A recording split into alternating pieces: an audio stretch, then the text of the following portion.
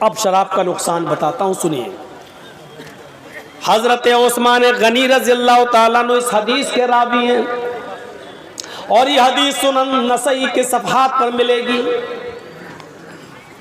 یہ حدیث آپ کو سنن نسائی کے صفحات پر ملے گی۔ نبی اکرم صلی اللہ علیہ وسلم حق کے داماد ذو النورین حضرت رقیہ اور ام کلثوم کے شوہر حضرت عثمان غنی حدیث کے راوی ہیں، فرماتے ہیں کہ ایک بہت بڑا عابد تھا، ایک بہت بڑا عبادت گزار تھا، بہت نیک آدمی ہے، اور اس نیک آدمی کے اوپر اس کے علاقے کی ایک عورت فدا ہو گئی۔ عورت جب کسی پر فدا ہو جائے یا لڑکی جب کسی پر فدا ہو جائے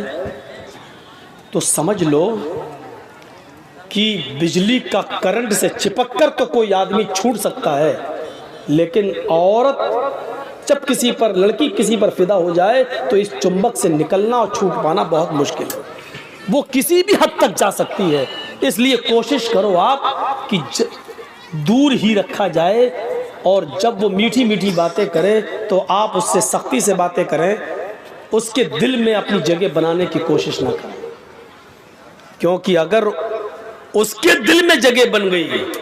تو بجلی کے کرنٹ سے تو بچ سکتے ہو، لیکن عورت کے کرنٹ سے نہیں۔ مشورہ دے رہا ہوں آپ کو، ہنسیے گا نہیں، وہ تو مجھے معلوم ہے کہ یہاں سے جانے کے بعد پھر وہی موبائل منہ میں لگا کے کرو گے، آئی لو یو ڈارلنگ کیسی ہو، وہ تو کرو گے، وہ ہمیں معلوم ہے، یہ ہنسنے کی بات نہیں، میں جانتا ہوں یہ کرنا ہے تمہیں۔ زمانہ آج ہمارا معاشرہ آج اس برائی میں ملوث ہو چکا ہے، اور ہم سمجھ رہے ہیں کہ ہم لڑکی کو چوم رہے ہیں۔ ابے الو کے پٹھے، لڑکی کو نہیں، تو 50 گرام کے ڈبے کو چوم رہا ہے، پلاسٹک کو چوم رہا ہے، تو لڑکی کو نہیں چوم رہا ہے۔ یہ تیرے دماغ میں شیطان نے جو کھوپڑی میں بھر دیا ہے، لڑکی اب وہ بھی کر رہی ہے، وہ بھی کر رہی ہے ادھر سے، لیکن وہ بھی پاگل ہے، اور پیار نام ہے، جنون نام ہے، اسی کا نام تو جنون ہے، پاگل پن ہے۔ ڈبے کو چومنے والا بھی سمجھ رہا ہے میں لڑکی کو چوم رہا ہوں، تو تمہیں کرنا ہے۔ یہ عثمان غنی بہت بڑا عابد، نیک، پرہیزگار، بزرگ، بزرگ کا مطلب یہ نہیں بڈھا، بزرگ کا مطلب علم میں، عمل میں بزرگ، نیک آدمی، اور اس کے علاقے کی ایک عورت اس کے اوپر فدا ہو گئی۔ اس عورت نے اپنی لونڈی کے ذریعے اس آدمی کو بلوایا، عبادت گزار کو بلوایا، اور کہا کہ تمہیں میری مالکن، ہماری جو مالکہ ہے وہ تمہیں بلا رہی ہے، ایک معاملے میں تمہاری گواہی چاہیے، جس معاملے کی میں گواہی چاہتی ہے اس میں تم گواہ تھے، تم وہاں موجود تھے، کوئی معاملہ رہا ہوگا، اس کی گواہی چاہیے۔ یہ بیچارہ نیک آدمی تھا، اس نے سوچا اگر میری گواہی سے اگر کسی کی جان بچ جائے یا میری گواہی سے کوئی معاملہ حل ہو جائے تو اس میں برائی کیا ہے، جبکہ میں اگر گواہ رہا ہوں گا تو سچی گواہی دوں گا۔ یہ سوچ کر یہ چل دیا، یہ سوچ کر چل دیا۔ جیسی اس عورت کا گھر آیا، لونڈی نے دروازہ کھولا، یہ دروازے میں گھس گیا۔ اس لونڈی نے کہا میں باہر جا رہی ہوں، اس کے بعد ایک دروازہ اور آئے گا، اس دروازے کو بھی کھول دینا، اندر سے وہ دروازہ کھلا ہے۔ پھر اس کے بعد ایک اور دروازہ آئے گا، اس دروازے کو بھی کھول دینا۔ 3 دروازوں کو کھولنے کے بعد چوتھے دروازے کو کھولو گے تو اس کمرے میں ہماری مالکن تمہیں ملے گی۔ یہ صاحب دھڑلے سے چلے جا رہے ہیں، اللہ میری گواہی سے اگر کوئی معاملہ بن جائے تو اس سے اچھی نیکی کیا ہو سکتی ہے۔ پہلا دروازہ انٹری کی، دوسرے دروازے میں انٹری کی، تیسرے کمرے میں انٹری کی، اور چوتھے کمرے میں حسن و جمال کی ملکہ بیٹھی ہوئی ہے، نہایت خوبصورت عورت بیٹھی ہوئی ہے۔ کیا بات؟ یہ حضرت وہاں پہنچتے ہیں، کیا دیکھتے ہیں کہ اس عورت کے پاس ایک خوبصورت بچہ بھی ہے، خوبصورت ایک بچہ، چھوٹا سا بچہ ہے، اور ایک طرف پیالہ رکھا ہوا ہے اور اس پیالے کے اندر شراب رکھی ہوئی ہے۔ نوجوانوں سنو، سنو، اس خوبصورت عورت نے اس نیک عبادت گزار آدمی سے کہا میں نے تمہیں کسی گواہی کے لیے نہیں بلایا ہے، میں نے تمہیں صرف اس لیے بلایا ہے کہ تم میرے ساتھ اس کمرے کے اندر چلو اور میرے ساتھ زنا کرو، میرے ساتھ وہ کام کرو جو ایک مرد اپنی بیوی کے ساتھ کرتا ہے، تمہیں میرے جسم سے کھیلنا ہے، آؤ میں تمہیں لفٹ دیتی ہوں، میں تمہیں اس کمرے میں لے چلتی ہوں۔ اس بزرگ نے کہا اللہ سے ڈرو، یہ تم کیا حرکت لے کر بیٹھ گئی ہو، کیا کارنامہ انجام دینے جا رہی ہو؟ اس عورت نے کہا اے بزرگ، اے محترم، اے عبادت گزار، تم یہاں سے جا نہیں سکتے ہو، اب تمہارے نکلنے کا کوئی راستہ نہیں ہے، میں چیخوں گی چلاؤں گی تمہاری عبادت کا بھنڈا پھوٹ جائے گا، لوگ یہ سمجھیں گے کہ دنیا والوں کی نظر میں بڑا عبادت گزار بنتا تھا، اور حال یہ ہے کہ اکیلے 3 کمرے کراس کر کے 4تھے کمرے تک بھی پہنچ گیا ہے، تمہاری عزت داؤں پہ لگی ہوئی ہے۔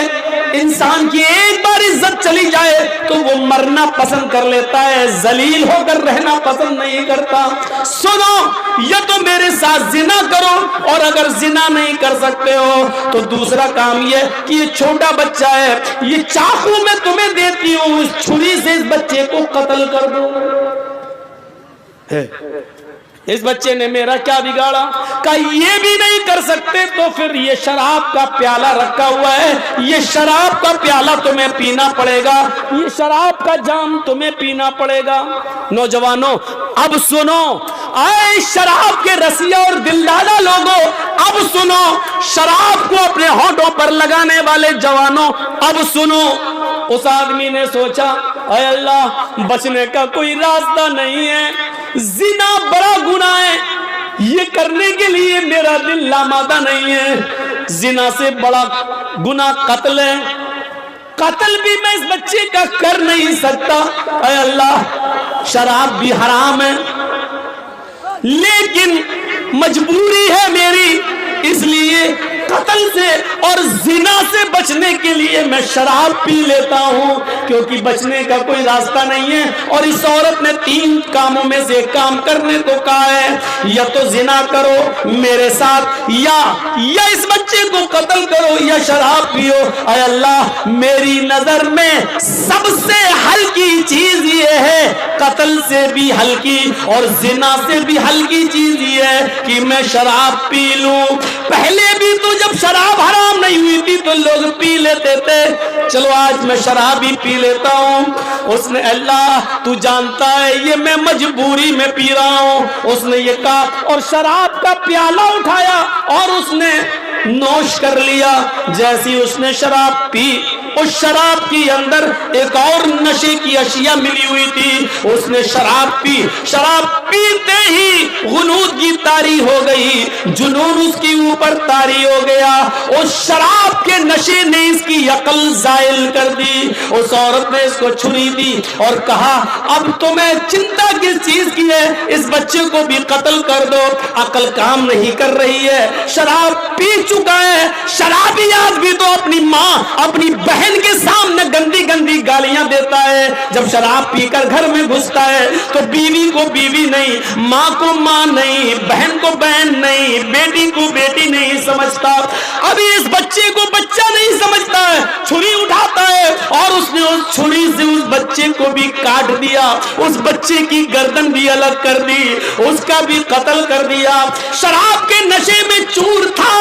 اس عورت نے پرفیوم لگا رکھی تھی، اس عورت نے فوراً اس آدمی کو اپنی طرف کھینچا اور اپنے کپڑے اتار کر شرابی کے بھی کپڑے اتار دیے، اور شراب کے نشے میں اس آدمی نے اس عورت کے ساتھ زنا بھی کر لیا۔ میرے پیارے ساتھیوں اس کے بعد کیا ہوا وہ میری موضوع کا حصہ نہیں ہے، بس یہ بتانا میرا ضروری تھا کہ اس نے شراب کو ہلکے میں لے لیا اور شراب پی لی، لیکن ابھی تک وہ ایک گناہ نہیں کرنا چاہتا تھا، لیکن شراب کے نشے میں جب آیا تو وہ زنا بھی کر لیا، شراب کے نشے میں جب آیا تو اس نے قتل بھی کر دیا،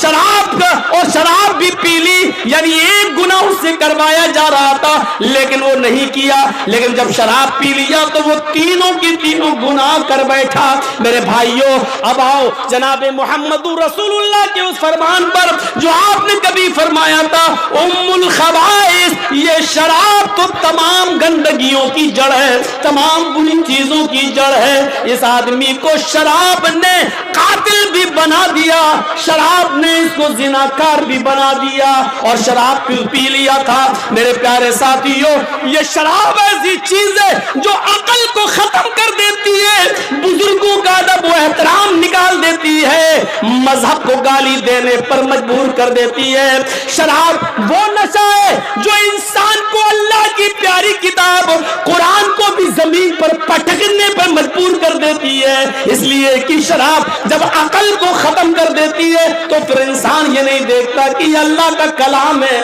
یہ قرآن ہے، یہ کیا ہے۔ وہ نمازیوں کو بھی گالی دیتا ہے، وہ ماں کو بھی گالی دیتا ہے، وہ بہن کو بھی گالی دیتا ہے، وہ بیٹی کو بھی گالی دیتا